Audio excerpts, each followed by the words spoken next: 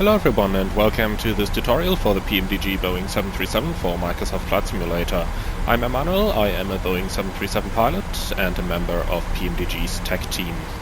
This video is recorded using a beta version, probably one of the last before final release, but there's still a little bit more of things to do. So if you see something that doesn't look right, then it's probably because it's still a beta version. There's no need to report possible issues with the airplane that you see.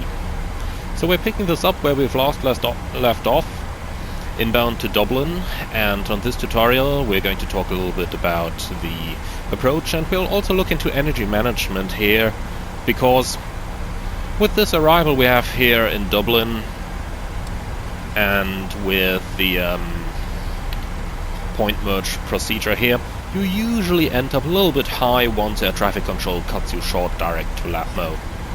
So you will also see a bit how to manage a high energy situation in the 737. So we've passed 15,000 feet, verify the seatbelt sign is indeed turned on.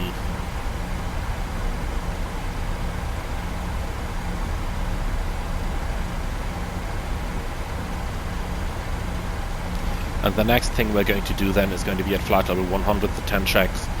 And let's quickly talk about them while we still have the time.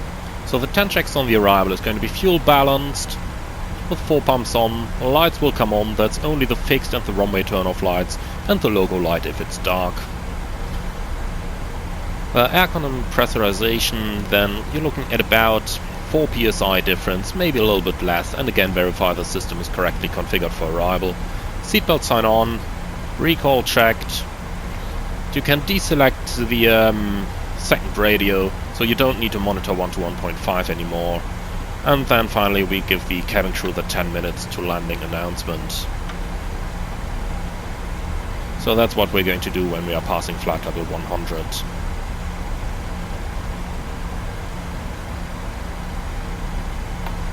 Apart from that, a few words about energy management while we still have the time. Generally, if you're above flight level 150-ish and you are high on profile, then you can always accelerate, and the higher speed is giving you more drag, and therefore you will be able to lose energy better. Also, the speed brake is more effective at higher air speeds than it is at lower air speeds.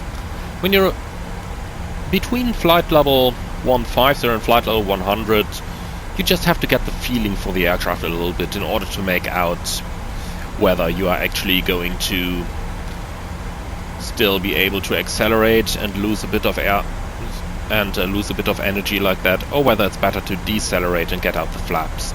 Below flight level 100, generally, if you have to lose altitude, then I would always recommend to slow the airplane down. 220 knots and flaps 5 with full speed brake is a very good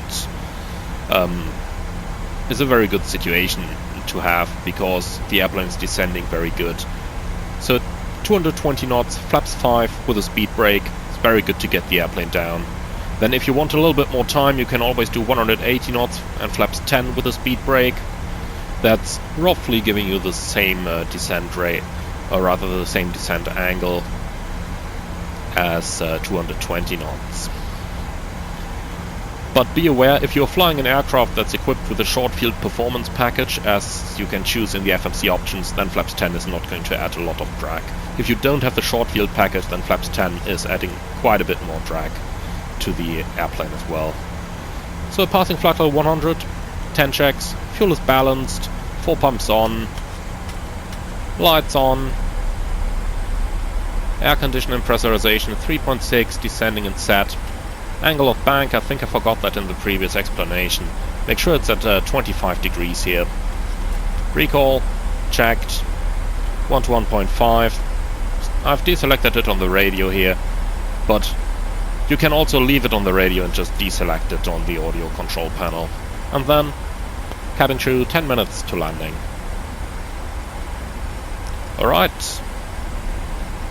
And that completes our 10 checks. Now, there's not a lot of traffic here at the moment, so let's assume air traffic control is clearing us direct to LATMO now. Put LATMO on top, verify it on the plan mode, that's correct, execute, LNAV available, LNAV, and you can see here on the navigation display now that we're around about 800 feet high. 800 feet is not a lot, so what we're going to do, we'll just pull the speed brake all the way to the flight detent, and that's going to be sufficient to get us down.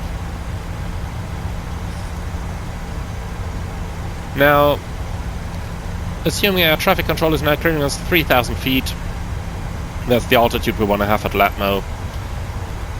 So 3,000 feet set. Set altimeters 1013. Passing 8,100. Descending 3,000 feet. No relevant flags. And we only have flags on the RMI here, which are expectable since we have tuned a localizer and not an ILS. And since we've tuned an ILS and not a VOR, so the flags are totally normal. And the standby altimeter is set as well. We're in 1013, so we don't need to change this right now. Alright, with this complete, we have to do one more check, which is the FRISC check. And on that, we are going to check the basic tuning for the approach and setup for the approach is correct. Also note we are just coming back on the path here. Alright, so FRISC check. Frequencies 111.35 on both sides. The rings are on the FMC are around runway 28 left, 10 miles and 4 miles. Idents should be India Delta Whiskey. We see India Delta Whiskey once and twice. The standby instruments, you can use the approach mode if you want to, but you don't have to use it. Set, and the courses 278, 278, 278. And that completes the first check. Then we can run the approach checklist. And that's also the latest point to activate the vertical situation display if your airplane has it installed. So approach checklist, altimeters 1013, approach checklist complete.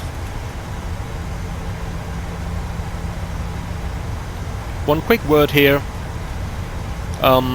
If you are not using VNAV for the approach, but if you're using vertical speed or level change, and you're flying outbound from the ILS, then you don't have a glide slope pointer on your primary flight display because the Boeing is suppressing it.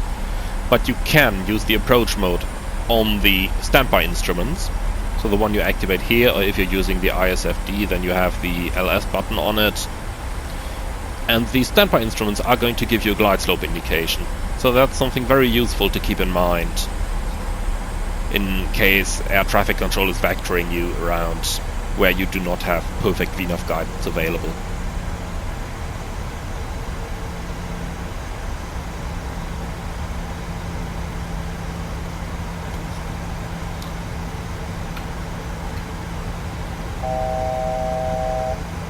That's one to go, checked.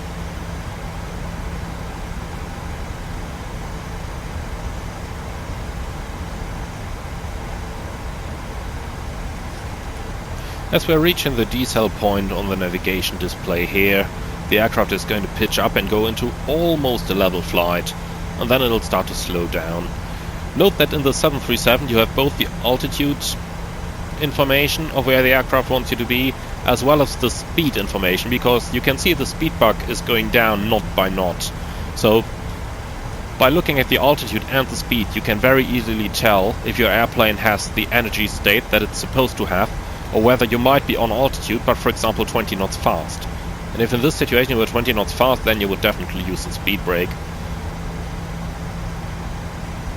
For the flap extension, we're going to extend the flaps when reaching the target speed over here. And you can also see it on the VNAV page. The magenta speed you see here, 196 flaps, so that's what the airplane is aiming for. The aim is to extend the flaps as closely to the flap speed here as possible, so that you are putting the least possible load on the system. So now, flaps 1, speed checked, flaps 1. Generally you want to have flaps 1 extended by the 10-mile ring on your navigation display. Now we are approaching the center line. We do have correct indications, the localizer to the left, the glide slope is above, so we can arm the approach mode. And it's immediately going into Warlock capture here, so it has captured the localizer. Once we see that, we're going to set the runway heading on the MCP, so that's 278 set. Now, a small issue is see here that the airplane is undershooting. That's due to the Microsoft Flight Simulator update, so apologize for that. It's something PMDG is still working on as of right now. Of course, it should level off at the altitude indicated here. We're also approaching the glide slope, so we're going to set the flaps to 5. Speed checked.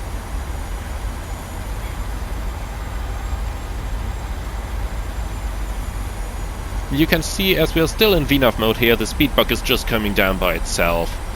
The moment the aircraft is going to capture the glide slope, you'll see the speed window open here, and now we have manual control over it.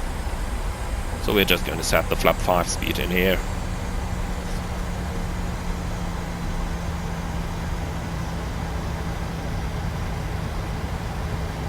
So we're on the ILS now.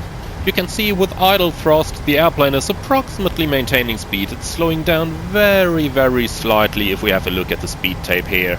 And that's generally what we want to be in on a 3-degree glide slope. Flaps 5, gear up, and idle thrust. 2500. 2500.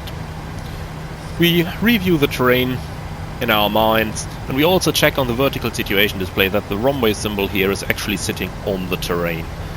If this would not be on the terrain, you would have an incorrect altimeter setting.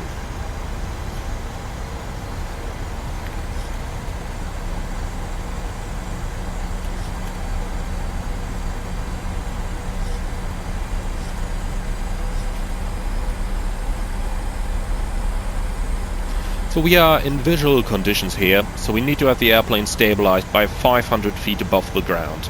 If we were in instrumental meteorological conditions, we'd need to have it stabilized at 1000 feet over the ground. The 1000 is marked by the white tape on the altimeter, and the 500 is marked by the white tape turning amber on the altimeter.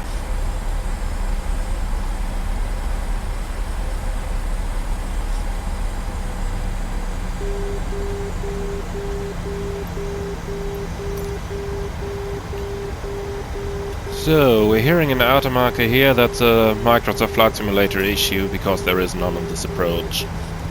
Right, gear down, flap 15, and landing checklist.